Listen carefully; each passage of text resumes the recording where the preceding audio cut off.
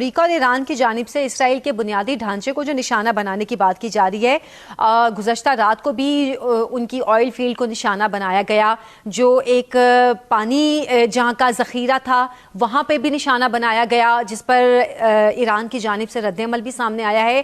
اب اس صورتحال میں ایران کو مزید کمزور کرنے کے لیے امریکہ اور اسرائیل کیا کر سکتے ہیں؟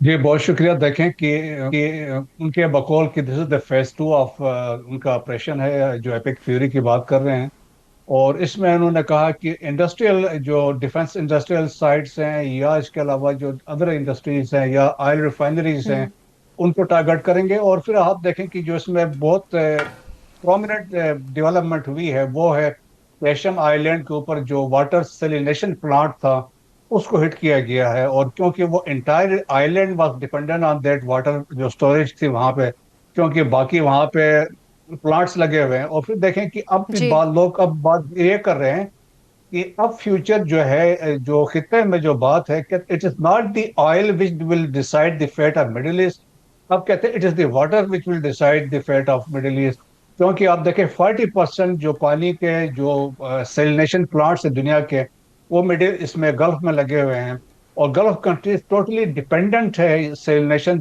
پانی، کیونکہ وہ کھارا پانی ہے، وہ سمندر سے لیتے ہیں، اپنا کوئی پانی جی نہیں جی ہے، بارشیں نہیں ہوتی ہیں اور گرمی بہت زیادہ ہوتی ہے۔ دیٹس وائی ہم نے ایک ڈیولپمنٹ دیکھی، ایران نے اس کا رسپانڈ کیا، اور بحرین میں ایک جو ڈیپو تھا واٹر کا ریزروائر تھا انہوں نے اس کو ہٹ کیا ہے۔ اگر ایسا ہوتا ہے it will have serious implication خطے کے ممالک کے لیے، کیونکہ 70% Saudis they are dependent on these waters, اور 90% کویت کے ہیں، اسی طرح 80% یو اے ای کے ہیں۔ سو ایک یہ سیریس ڈیولپمنٹ ہے۔ ایک اور اس کے علاوہ انہوں نے کوشش یہ کی ہے، اب جو میسج انہوں نے کنوے کیا ہے کہ وہ اسپیشل فورسز کو یوز کریں گے نیوکلیئر سائٹس پہ، اور جہاں سے جو یورینیم انرچڈ ہے اس کو وہاں سے وہ ٹیک اوور کرنے کی کوشش کریں گے، اور پھر ایک اس کو ریلیجس رنگ بھی دے رہے ہیں، جس طریقے سے آپ نے دیکھا ہوگا پریزیڈنٹ ٹرمپ کے جی جی ارد گرد کچھ لوگ بیٹھے ہوئے تھے اور they were praying over president Trump کے اوپر، دعائیں مانگ رہے تھے، اور اس کے ساتھ they were seeking some divine help یا گائیڈنس کی بات کر رہے تھے۔ سو اس کا ایک وہ بھی رنگ دے رہے ہیں تو، اور پھر سملر ان کی آرمی جو گراؤنڈ پہ ہے وہ بھی بائبل کی بات کر رہی ہے اور اینڈز آف ٹائم کی بات ہو رہی ہے، سو وہ ایک یہ بھی بالکل ڈیولپمنٹ ہے۔ لیکن یہ ہے کہ اس کے باوجود جو ہے ایران از انٹیکٹ، اور ڈیسیجن میکنگ ان کی ہو رہی ہے، ڈی سینٹرلائزیشن آف کمانڈ ہے۔ دیٹس وائی آپ دیکھیں ان کا ریسپانس آ رہا ہے، اور بالکل اس میں کوئی مسئلہ نہیں ہے۔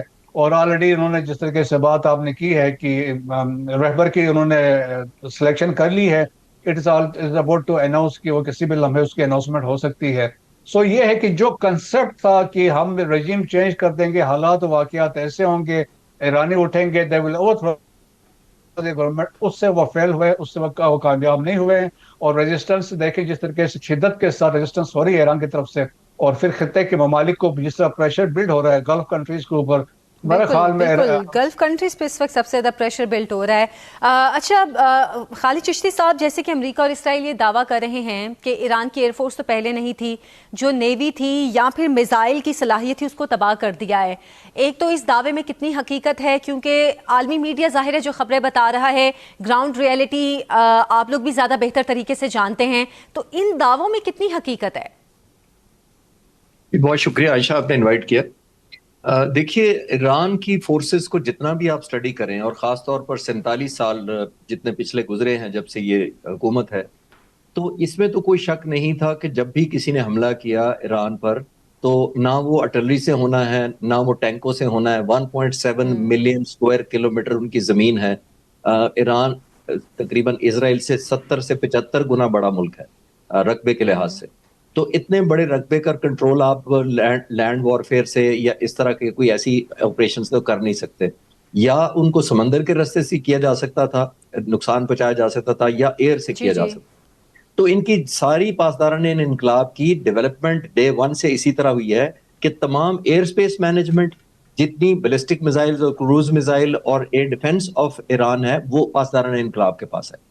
اور ڈے 1 پہ ہم سب کو پتا ہے کہ ہمارے اوپر جب بھی ہوئی، چاہے وہ ہمارے آئل سٹوریج ہوئے، ویپنز ہوئے، راکٹ لانچرز ہوئے، نیوکلیر پلانٹ ہوا، ہمیں ہوا سے ہی اٹیک ہونا ہے۔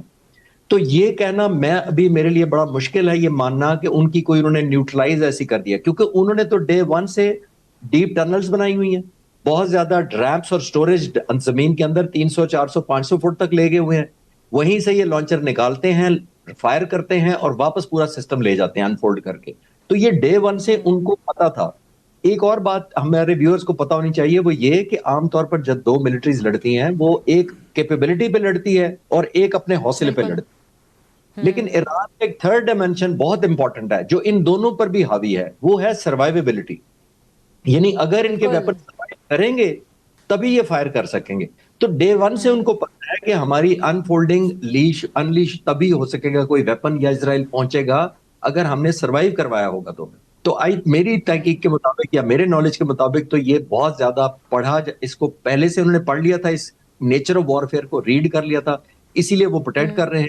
اور آپ دیکھ رہی ہیں کہ بنیادی طور پر ایلیمنٹ آف فرسٹریشن دوسری طرف شفٹ ہو گیا. جب آپ کے دشمن اپنے پلان کے مطابق نہ کر رہے ہوں تو آپ سمجھ جائیں کہ آپ جو کر رہے ہیں کرتے رہیں. فار ایگزامپل نتن یاہو کے بارے میں پڑھ رہا تھا, وہ شاید جرمنی اور گریس پہنچے ہوئے ہیں, جنگ کے دنوں میں کوئی ملک چھوڑ کر نہیں جاتا. یہ آج 6 دن ہو گئے ہیں, میرا خیال ہے کم از کم 4 یا 5 تو پوسٹ گول بدلے ہیں پریزیڈنٹ آف امریکہ نے.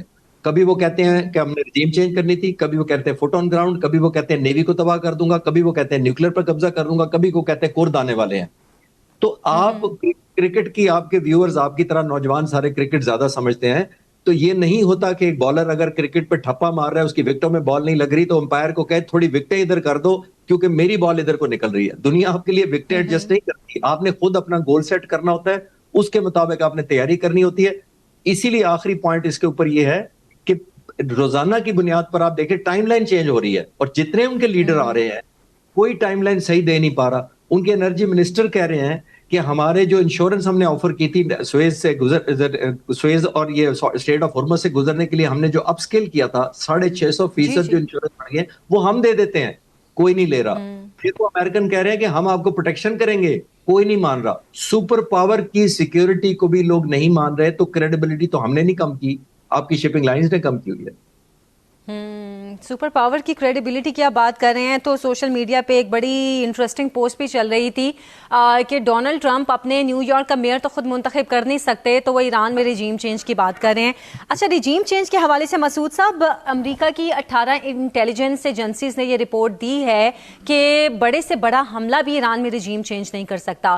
تو کیا یہ رپورٹ پہلے سے نہیں بنائی جا سکتی تھی جب اتنے عرصے سے, اتنے سالوں سے پلاننگ ہو رہی تھی کہ ہم ایران میں یہ کر دیں گے, وہاں پر دوسری حکومت لے کر آئیں گے, اپنی مرضی کی حکومت لائیں گے؟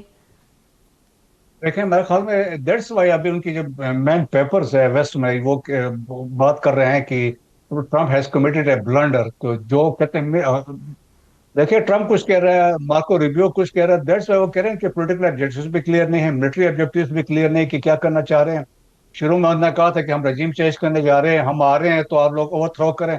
لیکن دیکھیں ایک رجیم کو چینج کرنا, اور وہ ڈیپلی ان ٹچ جو لوگ ہیں, دیکھیں کہ جس طریقے سے ریولوشن آیا اور اس کے بعد سے آگے جو لوگ ابھی ان کے ساتھ ذہنی طور پہ they are attach with the, اور ایک کنسپٹ ہے رہبر کا ایران میں, اس کے ساتھ لوگ اٹیچ ہوئے ہیں. اور دیکھیں کہ اور بہت آپ کہے فینیٹک حد تک ان کی اٹیچمنٹ تھی.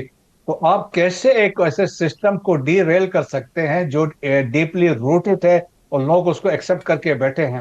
سو ان کو پرابلی مس کیلکولیشن ہوا, غلط امپریشن تھا. دیٹس وائی دیکھیں ایون دین کہ رہبر کو پتا تھا کہ ہو سکتا ہے کہ یہ شہادتیں ہوں گی, تو دیٹس وائی انہوں نے لائن آف سکسیشن دے دی تھی کہ کون کس کو ریپلیس کرے گا. ابھی آپ دیکھ لیں کہ دیٹس وائی کی ان کے تمام کیلکولیشن تھی, ابھی وہ تو فیل ہو گئی ہے, ابھی وہ کر بھی نہیں سکتے. ایون بوٹس آن گراؤنڈ کے چانسز بھی نہیں ہیں. آلدو ابھی ان کے کوشش کر رہے ہیں کہ کرد کو اوپر سے نارتھ ویسٹ سے لانچ کریں, اور اب کرد تیار ایز سچ ہے نہیں. Although they are 10% of the total population, 80 lakh کی آبادی ہے. وہ بیسکلی لانچ کرنا چاہتے ہیں, ان کو جو عراقی کرد ہیں وہاں سے لانچ کرنا چاہتے ہیں کیونکہ وہاں یو ایس بیسس ہے, لیکن وہ تیار وہاں. Even despite effect president Trump کی بات بھی ہے جو کرد لیڈرز ہیں ان کے ساتھ بھی ہوئی, اور پھر اندر سے بھی کوئی چانسز کو نظر نہیں آ رہے ہیں. جس طریقے سے گورنمنٹ سٹل انٹیکٹ ہے, پریزیڈنٹ وہاں پہ کام کر رہا ہے, علی لاریجانی ایکٹیو ہے, تو سسٹم ان کا ہے. تو that's why D centralization of command ہوئی ہے, اور دیٹس وائی آپ دیکھیں جواب بھی رسپانڈ بھی اکارڈنگلی رسپانس صحیح دیا جا رہا ہے. تو میرا خیال میں it is out of question کی رجیم چینج ہوگا, अब रजीम की सिलेक्शन और जो आगे उन्होंने रहबर की सिलेक्शन की है वो आएगा, डिसीजन मेकिंग करेगा। और देखे ये जो भी रहबर की अनाउंसमेंट होती है, आप देखेंगे it will further strengthen the resolve of Iranians, और इससे जी मजीद जी। इनमें तकवीत मिलेगी और मजीद रिस्पांस इनका सख्त होगा। जो वो कंसेप्ट था कि इसको कोलैप्स होगा या सरेंडर करेंगे, वो मुमकिन नहीं है।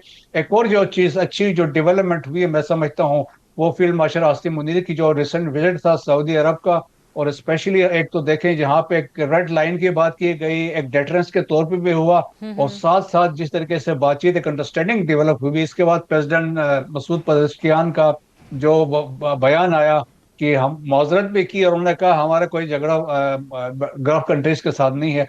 तो वो भी एक बड़ी डेवलपमेंट है। और मेरा ख्याल में कि ब्रिटिश डिप्लोमेसी भी चल रही है, दूसरी डिप्लोमेसी भी है, तुर्किया का भी एक किरदार है, और उसके अलावा ओमान का भी है। और फिर देखें कि बेल आउट अभी अमेरिका के लिए है। जितना प्रेशर बिल्ड हो रहा है ट्रंप पे, मजीद प्रेशर देखें। ऑलमोस्ट 60% लोग जो अमेरिकन से उन्होंने इसको डिसअप्रूव किया, they are not with president Trump as far as invasion of Iran is concern. सो वो भी प्रेशर है, मिड टर्म इलेक्शन भी है। सो मैं भी इन 3 to 4 वीक्स टाइम वो एक विक्ट्री डिक्लेयर करके किसी सेटलमेंट की तरफ जाए।